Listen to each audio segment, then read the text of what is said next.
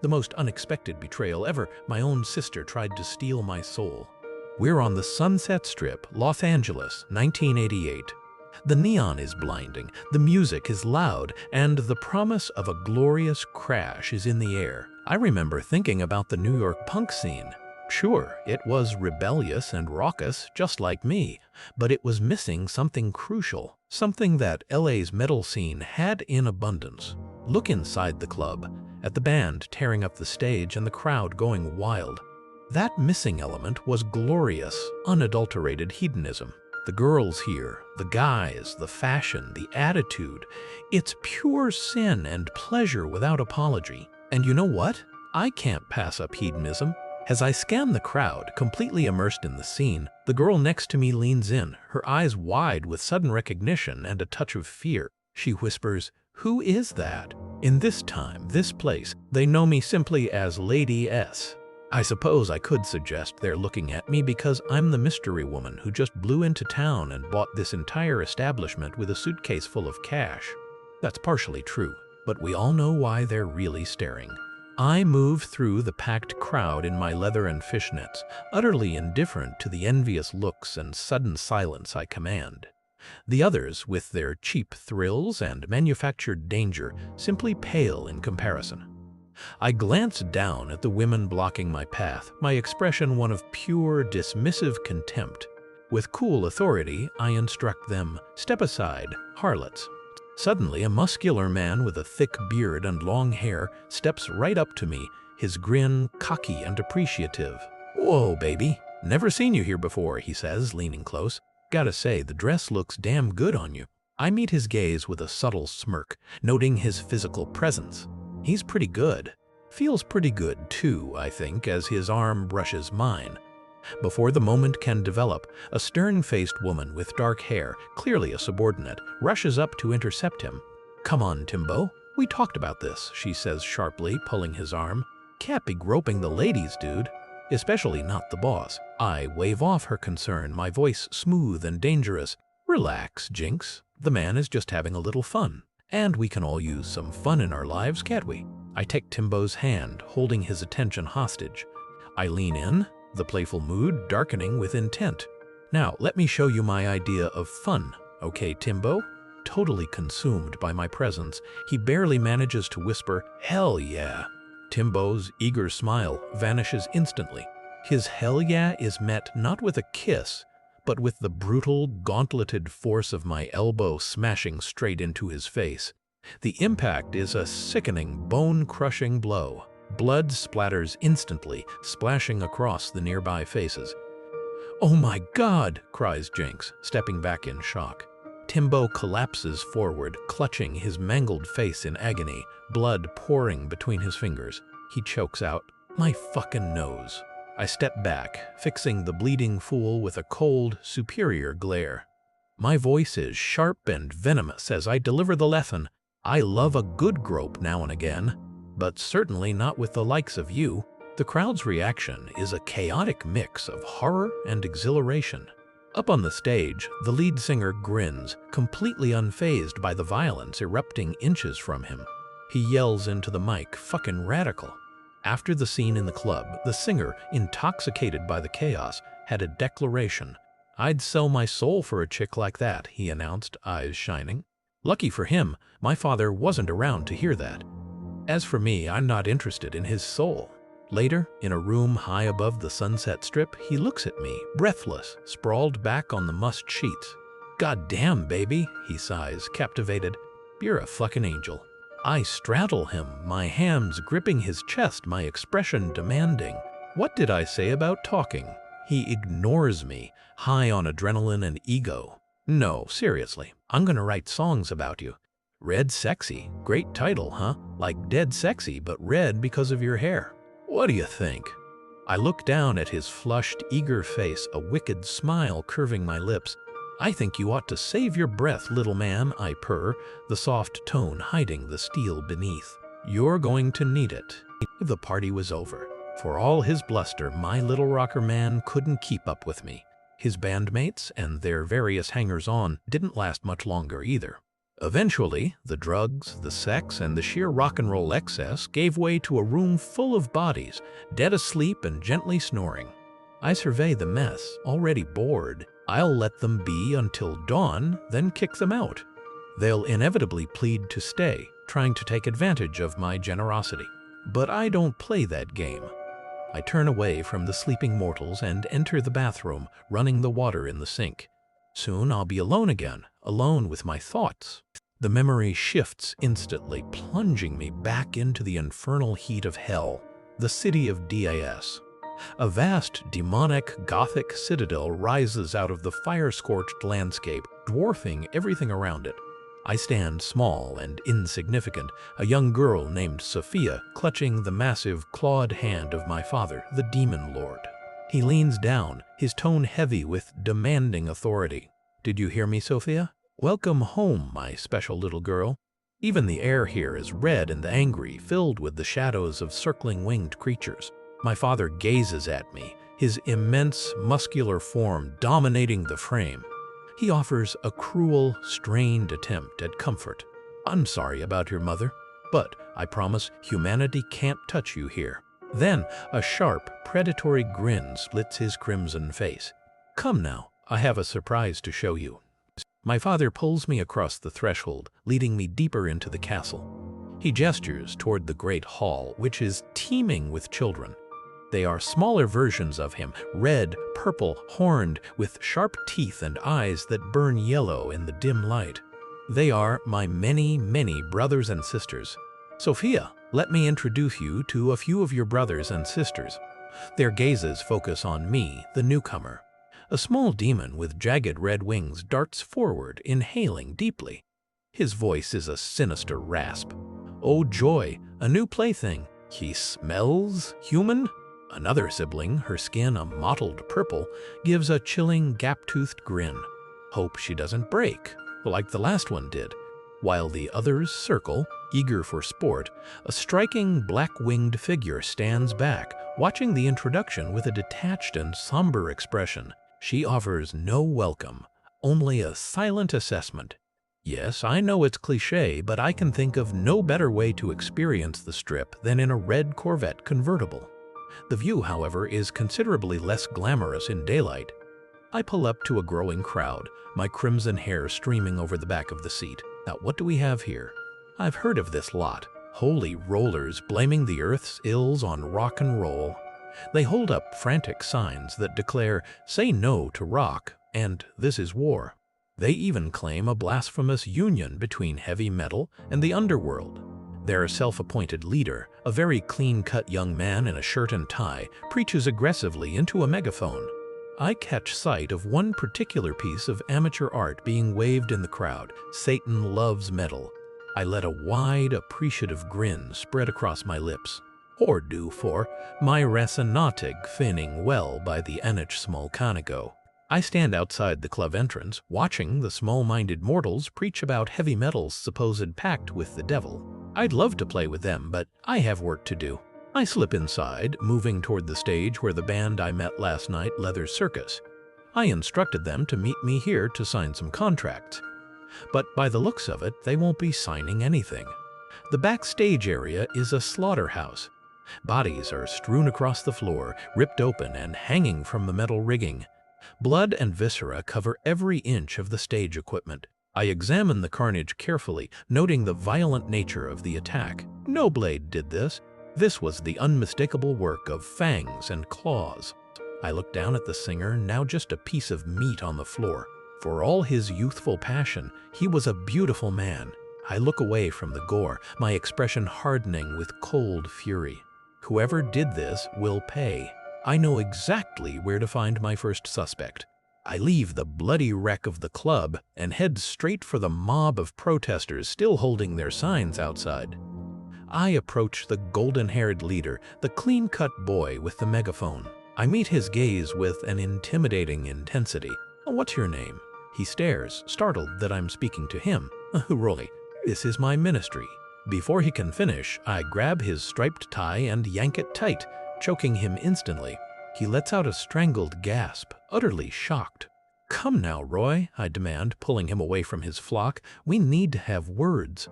The righteous facade of the young man shatters as Lady Satanus reveals her true power. Her simple street clothes transform instantly into her striking red demon armor, and trails of golden fire swirl around her arms.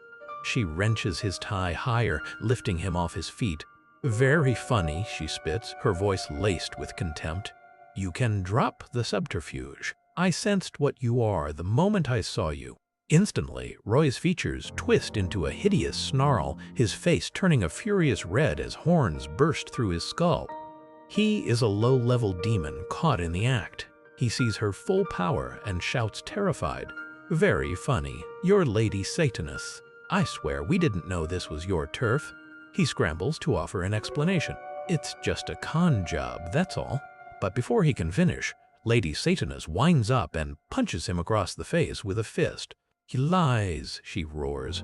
He staggers back, blood spraying from his sharp teeth. She presses the attack, her face tight with murderous intent. You killed them, didn't you? Killed them all. The wounded demon, Roy, stumbles back as one of his demonic comrades, a stern-faced figure in glasses, steps up to challenge me. His voice is a low, guttural growl. Don't know who you are, Red, but you've made your last mistake. The entire pathetic group of protesters shifts instantly, faces turning crimson. A horde of minor demons now focused entirely on me. Attack one of us, you attack us all. The demon in glasses snarls, rallying them. I stand firm, the blazing energy of my power coalescing around my fists. Excellent, I think, a dangerous smile touching my lips. I can use the practice. With a flash of golden light, I summon my trident, ready for the fray. Perhaps these demons are earthborn, or they have been away from hell too long. Either way, they aren't used to their prey fighting back. The demon in glasses lunges with a shriek of rage, claws tearing at the air. I meet the attack, leveling my golden trident. So, you like the sight of blood, eh? I sneer, my eyes blazing with light. With a swift, savage strike, the trident impales the demon's face. Blood explodes outward as the force of the strike sends him flying back, a sickening impact that is quickly followed by the of energy. The body hits the ground with a thud. I turn back to Roy, who is kneeling, terrified, surrounded by the of the protest.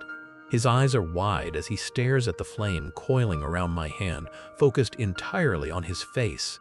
What are you doing? He gasps, scrambling back. I swear, I didn't kill anyone. Not recently, anyway. I hold the flame toward his demonic mouth, my face a mask of rage. Stealing what's left of your soul, Roy, I state, asserting my dominance over the creature. The struggling demon, Roy, finally coughs up the truth, a small flame from my hand scorching his face. Haven't you heard? The strip has its own serial killer. They call him the Bloodletter, and word is he might be demon-kind. I wove a quick spell, a simple detection charm, confirming his terrified statement Roy wasn't telling any lies. My initial anger cools, replaced by cold strategy. I shed my armor, returning to my black top and leather pants, watching as the remaining demons scramble away, leaving Roy kneeling in the wreckage. So this killer, this Bloodletter, is still out there, slaughtering on my territory. I step over a discarded sign and get back into my red Corvette. As I pull away from the strip, I raise a phone to my ear. Hello, Boris. I need a cleanup at my new club. Bring bleach, lots of it. I accelerate, leaving the chaos behind. A demon killer operating in my city? Unacceptable. And I intend to find him. The next few nights were a blur of sticky floors, booze, pulsing flesh, and screaming guitars. I immersed myself fully in the hedonism of the strip, moving from bar to bar, club to club. My strategy was simple, putting myself right in the spotlight, letting myself be seen. I'm up on the stage now, surrounded by the blinding stage lights and the thunder of the drums.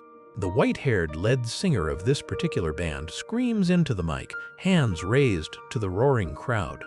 Let's hear it for Sex Rocket. The energy is palpable, but I am entirely focused on the shadows.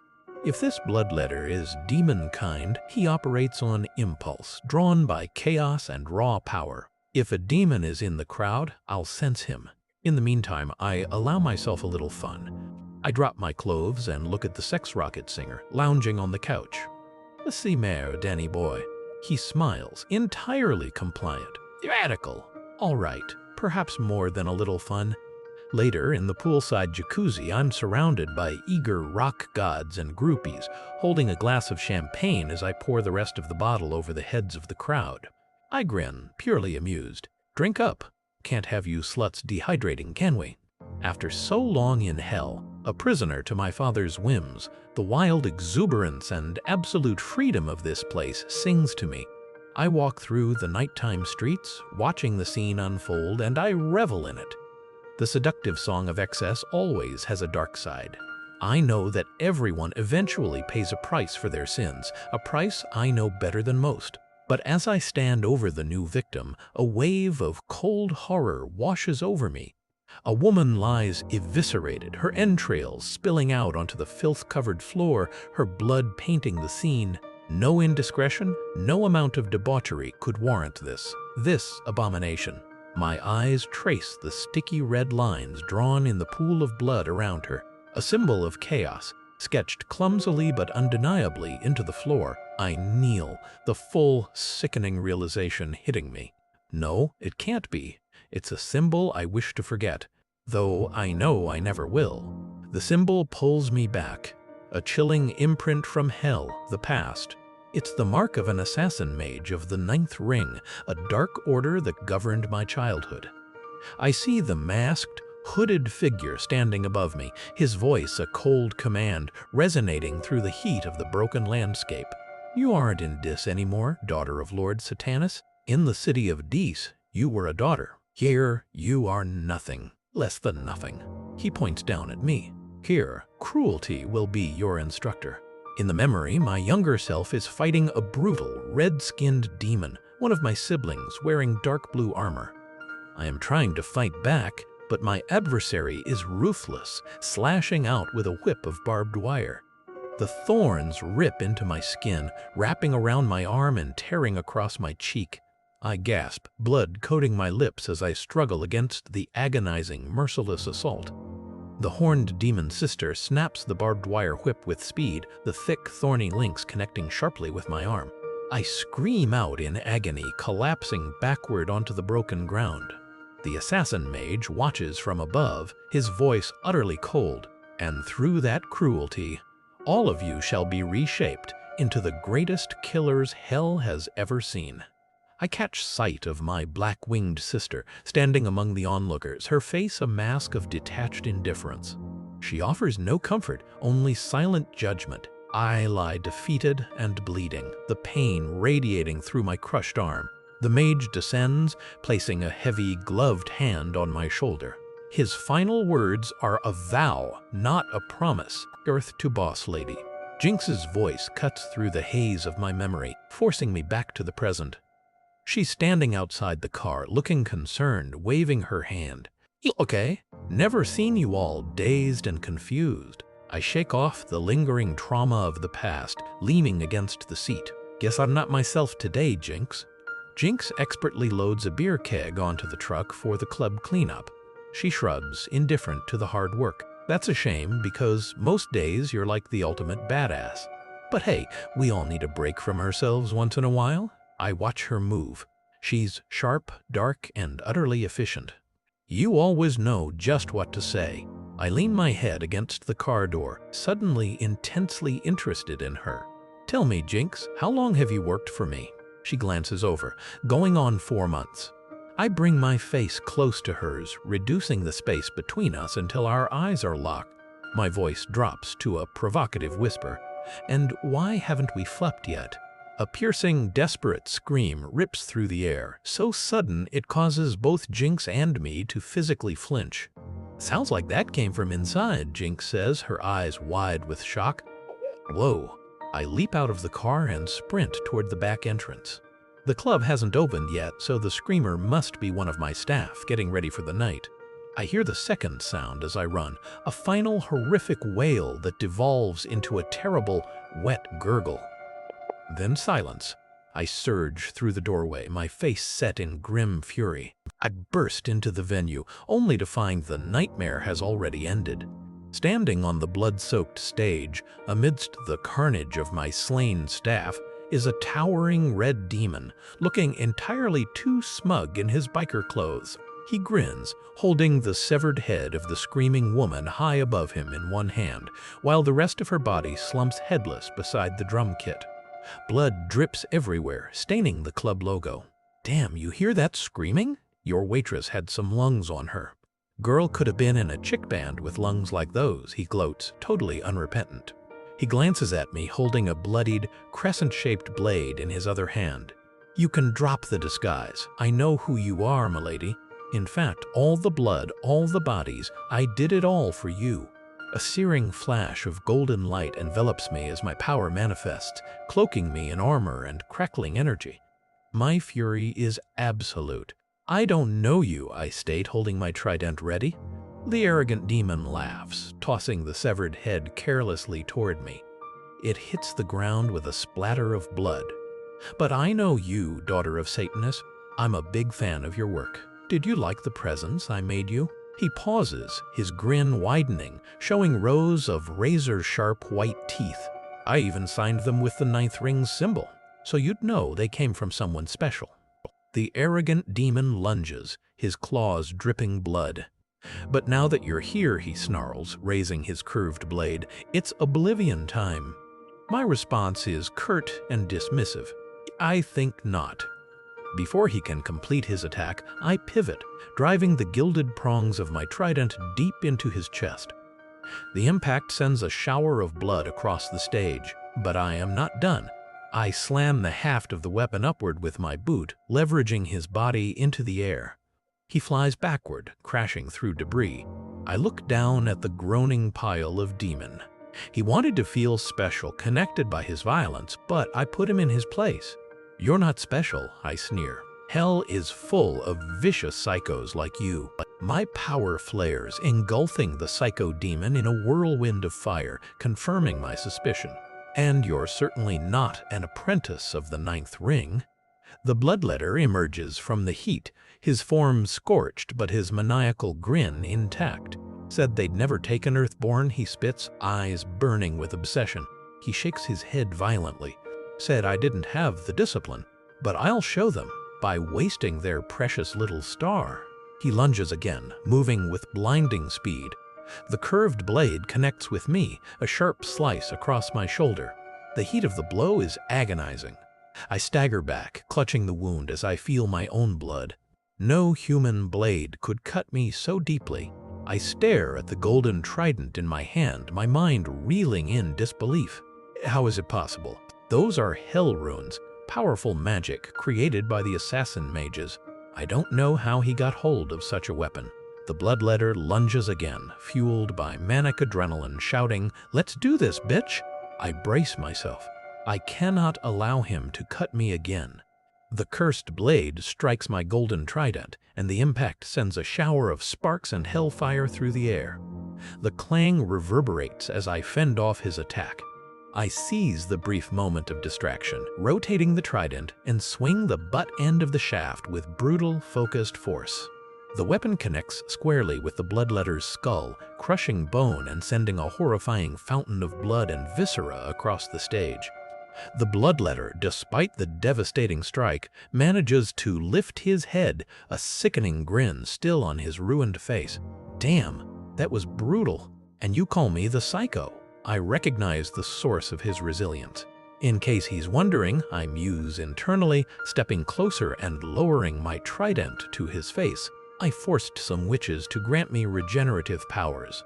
He tries to laugh at his own resilience, convinced he's indestructible. I inhale sharply and exhale a concentrated stream of hellfire directly into his snarling mouth. So there's nothing you can do. Wait, what's going on? He screams as the flames consume him. I hold the trident steady, my voice flat. Oh, nothing much. Just stealing your life force. The demon's face melts and dark tendrils of power rush out of his skull and into me. Not much life left in him, and he tastes like burnt tar. The life drain is successful, but I am still wounded from his cursed blade clutching the wound in my side. Lost so much blood. Can barely stand. I need to get out of here before...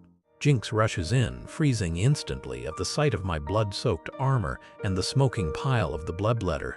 Her eyes are wide with shock and terror. "What the fuck?" she gasps. I hold up a hand to stop her approach. "Jinx, let me explain. Don't come near me." The remnants of the bloodletter try to stir. "Damn it all." I snarl, delivering a vicious kick that sends his dissolving form flying across the stage. Wounded and losing blood from the cursed cut, I pull out my phone, leaning heavily on the trident. "Boris, I need a cleanup, yes, another one." Same address. My voice is tight with urgency. "I'll need the healer witches too, and be quick about it." Outside the high-rise, under the shadow of the palm trees, a small group of the disguised demons lingers. "You sure she's up there?" one asks nervously. A second demon, sharper and more confident, narrows his eyes toward the tower. Saw her get in the elevator with my own eyes. She's up there, all right. After surviving and vanquishing a demonic serial killer, I should feel elated.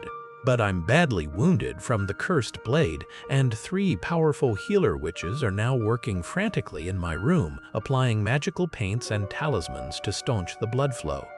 One of the witches, concentrating on her work, mutters a complaint. "Careful with that paint, sisters. The sheets are silk, you know." A second witch scoffs under her breath. She jokes at a time like this. The third witch, the most severe, cuts in sharply. She does not joke. The bedding was crafted by an artisan in Huzhou. It was not cheap. She looks down at me, her expression professional and unimpressed. "You pay good money for healing. If you want to see the sunrise, shut up and let us work." I lie there, accepting the ritual, sensing the dark magic that keeps trying to pull me under. My body is exhausted, barely able to stand, and though I am surviving, dark thoughts still nag at me. The intense healing spell drags me back into the training pits of hell, turning my dreams into nightmare memories of blood and fire.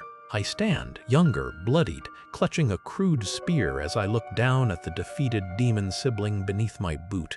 Above, the cold voice of the assassin mage drones. "Well done, half-breed. You defeated a superior." But I argued the point, confusion mixing with defiance. "But this is only training." And she yielded. The mage's masked face showed no warmth. "We do not teach our assassins to yield. Therefore, she is of no use to us." He dismisses the defeated one without a second thought. "Now prove you can cast a succubus spell." He challenges the gathered disciples. Can someone else show Sophia the way? The defeated demon sister rejects her fate, her face contorted in defiance. "No, I won't let you take my soul." I've suffered enough shame being defeated by a half-breed. I watch, young and naive in this hellscape. What is she doing? The assassin mage explains the grim tradition, his voice utterly devoid of emotion. "She has chosen suicide over defeat.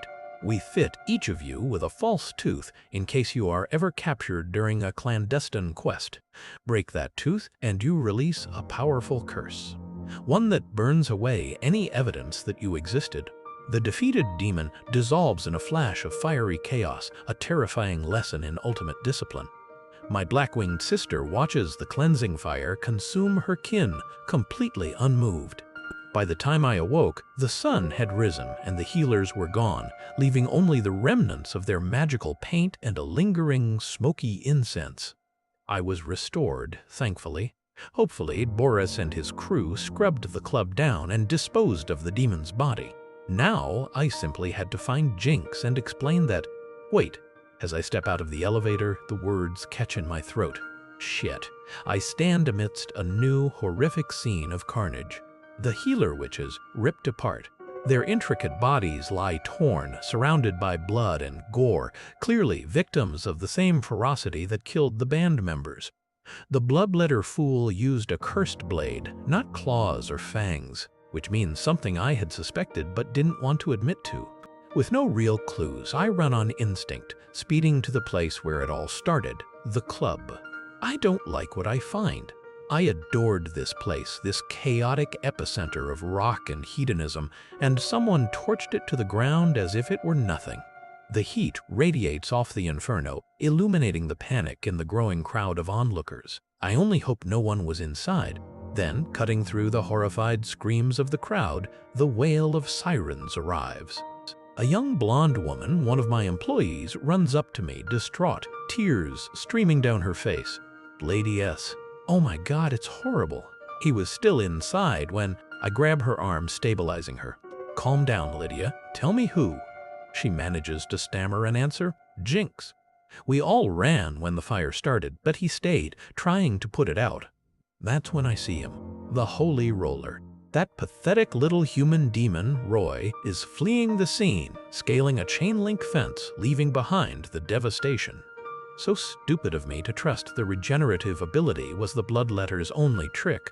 He and his cohorts, they were behind the murders all along. I transitioned back into my full armor, conjuring the trident and surrounding myself with golden hellfire. Last time, I showed mercy. I won't make that mistake again. I reach the fence where Roy was scrambling just moments ago, but he is gone. Gone, but not for long. I raise a hand over the scorched ground, speaking the incantation with absolute focus. Expecto abscondita. The tracking spell activates, summoning golden glyphs of light on the ground that follow the killer's path. My face is rigid with determined fury. If necessary, I'll track them to the gates of hell itself. The trail ends here. Not a hell gate, but close. The abandoned, overgrown property I levitate over was once a zoo, I understand. Now it's a refuge for outsiders and outcasts, and apparently demons. The entire gang of Holy Rollers is waiting for me, their faces fully transformed. Red, horned, armed with axes, spiked clubs, and the sinister hell-rune dagger. I land, confronting the assembled group. If it isn't the Holy Rollers, is this your idea of a trap? You obviously enjoy butchering humans and witches, but you didn't fare too well against me. You're not stupid. Even through the layers of concealment spells, I should have sensed the hex circle on the ground beneath my feet, but arrogance and anger blinded me, and I pay for it. A powerful burst of magenta energy surges through me, causing me to gasp in pain as my power is drained. Damn, look at her, one of the lackeys sneers, impressed despite himself. I try to hold my trident steady, to fight back the agonizing weakness. Can't wait to take Urk. I can barely cast a spell, the golden fire sputtering around my hand. The energy drain is instantaneous and agonizing. Roy, the blonde demon, wastes no time slamming a powerful fist into my face with no sound. I collapse onto the cursed ground, completely exposed, my cape billowing around me. Roy stands over me, sneering down at my defeated form. Not so high and mighty now, are you, half-breed? The other demons advance, weapons glinting. One of them bends over me, a twisted grin on his face. Go ahead and cry for daddy. It won't make any difference. Roy laughs, raising his weapon above my helpless body, his voice thick with malicious triumph. We can do whatever we want with you, and nothing can stop us. Slowly, the world comes back to me. I am caged, sitting on cold metal, and I'm immediately greeted by a nightmare. The heads of Roy and his cohorts, the demons who defeated me, are impaled and hanging from the bars, dripping blood onto the ground below. Just not the nightmare I had expected. I look up, noticing a dark, leather-clad figure standing casually in the shadows, his eyes burning with intense red light. He speaks, his voice low and possessive.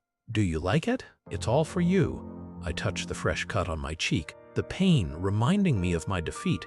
I stare at the dark figure. And what makes you think I want this? The figure looks at me, and I recognize the familiar face of my confidant and employee. It is Jinx, standing beneath the grotesque trophies of the men she murdered. Because they hurt you, she replies, her voice tight with cold protectiveness. I would have stopped them, but I wasn't quick enough. I look past her to the grisly seam. Jinx? But how is it possible? I never sensed you were anything but a human. She steps forward, her dark eyes softening slightly. Sorry I tricked you. She explains that it took years to master this flawless glamour. It had to be perfect if she was going to escape the assassin mages. She came topside and stayed hidden for nearly a century. Then she saw me.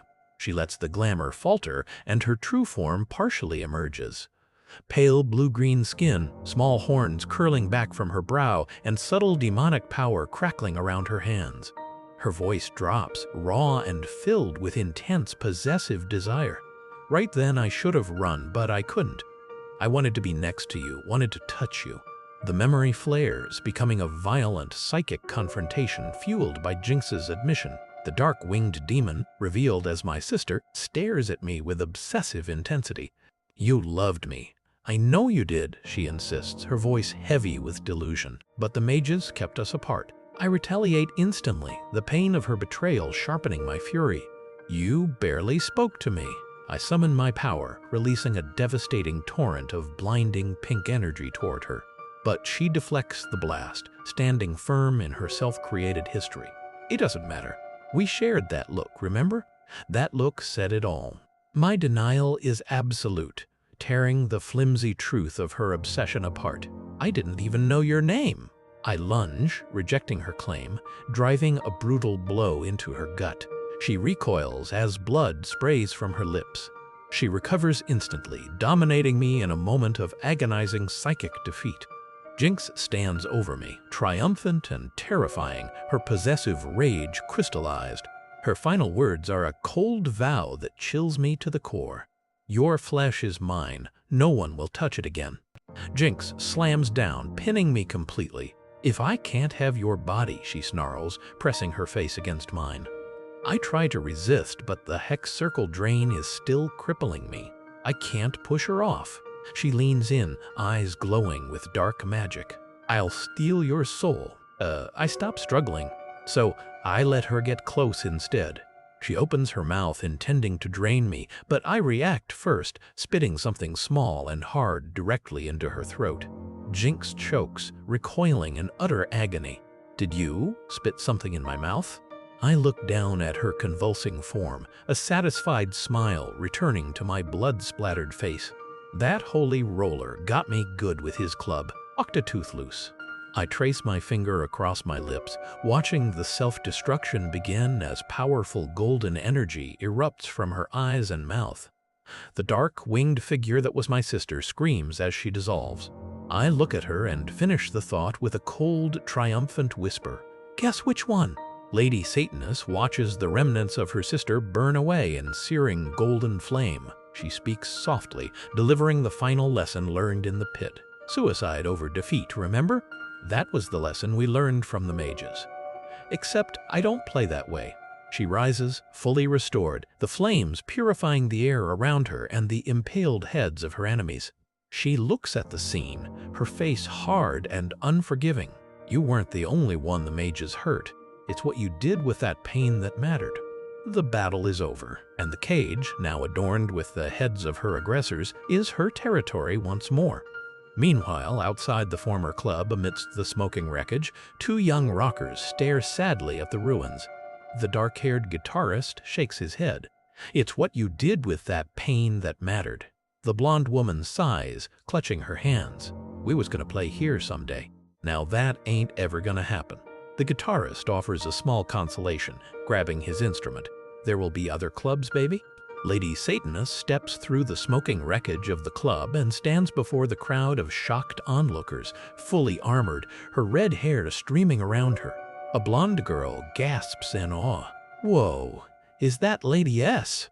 Lady Satanus spreads her arms wide, dismissing the destruction with a confident, triumphant smile. Why all the sad faces? Don't you realize where you are? You're standing on the future site of the hottest club the Strip has ever seen. Now, who wants to help me build it? The blonde rocker girl grins, catching the spirit of the moment. She throws up the horns in salute. Leak.